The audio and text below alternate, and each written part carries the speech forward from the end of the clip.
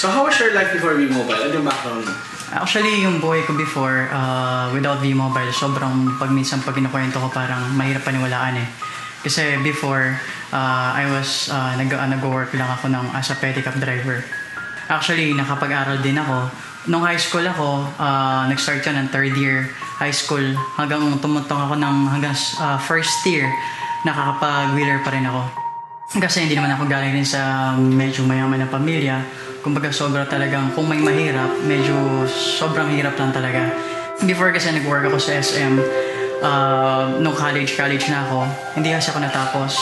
So sa kahirapan ng buhay, na-invite ako personally talaga, hindi naman sinabing V-Mobile. Ang sabi sa akin, birthday party.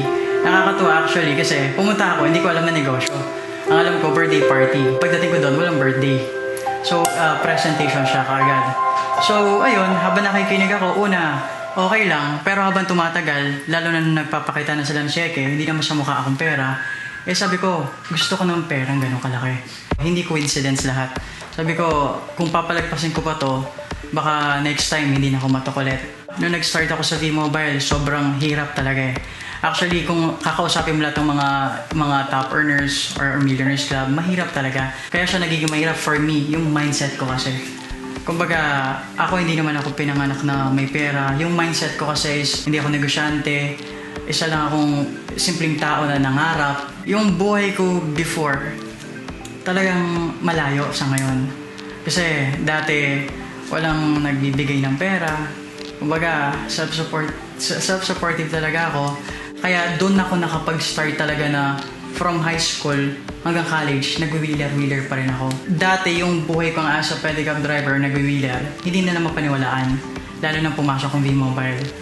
Ang pinakamasakit ngayon, ito yung nangyayari sa akin na right now, kumikita, nagkakotse, hindi rin naman nila mapaniwalaan kung ano yung story ko before. Ako yung pinaka-reward ko, siguro yung mga kaibigan ko nandito right now. Kasi sobrang, kung wala sila, hindi sila nagtiwala sa akin, wala rin naman ako ngayon. May dumating yung time kasi walang office sa Pampanga, pumunta akong Manila, walang may alam, walang may alam sa paano ako nag-start. Dumating yung time na wala akong masakay na bus, walang sasakyan. Nakatulog ako sa bus station, Victory Liner. Tapos, doon ko naisip na sabi ko, ang hirap pala ng ginagawa ko. Actually, tao lang mararamdaman mo rin pala yung hirap.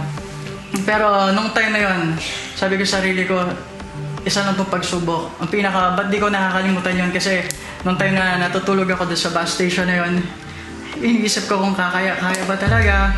Pero hindi ako sumuko. Huwag ka lang mag-inspire ng tao. Kasi kaka-inspire mo, nag-e-expire din kasi yun eh. Okay, kasi inspire ng tao, ganito yung nangyari sa akin, ito yung napili ko. Pero hindi mo naman natuturuan kung paano talagang ginagawa niya. For me, siguro, best tip, maging totoo ka sa kausap mo, maging totoo ka sa sarili mo. Hi, ako si Ingal Galilong, undergraduate, dating walang-wala, napagdaanan nag-wheeler dati, ngayon, millionaires na.